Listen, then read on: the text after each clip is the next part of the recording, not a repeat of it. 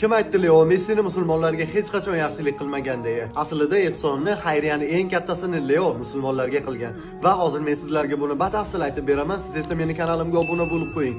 Eslatib o'taman, bu Messini hurmat qilishingiz uchun asosiy sabablardan biri bo'ladi. Unda boshladik. Didier Drogba Messining bu hikoyasini shunday so'zlab beradi. Men, Messi va ba'zi futbolchilar 2010-yilgi jahon chempionati oldidan Pepsi uchun reklamada ishtirok etganimizda Messi Afrikadagi o'rmonlardan uzoq bir qishloqqa borgandi. U yerdagi odamlar bilan futbol o'ynagan. Ammo keyinroq u menga Didier, ko'ryapsanmi, biz millionlab yevro uchun o'ynaymiz. Ular esa iflos suv ichyapti deb jiddiy qiyofada gapirdi. Ertasi kuni kompaniya direktori orqali eshitdim. Messi reklamadagi uzilishini hammasini qishloqqa quduq qazishga, shifoxona, maktab, bolalar maydonchasi va boshqa narsalar qurish uchun xayriya qilibdi. Eng go'zali shundaki, u bu xayriyada ismini tilga olmasliklarini, bu ishlar kim tomonidan qilinganligini sir saqlanishini talab qilgan. 6 oy o'tgach Messi o'sha qishloqqa shifokor, hisobchi va muhandis yuborib, pul egasiga yetib borgani va loyihalar haqiqatan ham amalga oshirilganligini tekshirgan. Bilasizmi, meni ongimda to hozirgacha saqlanib qolgan gap qaysi? Janubiy Afrikaga qaytayotganda samolyotda men undan so'radim.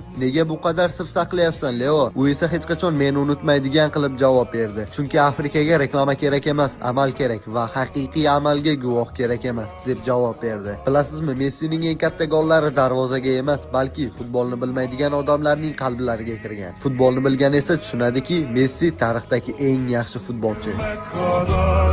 Kalp durana kadar, aşk mezara kadar, sakın ha gitme.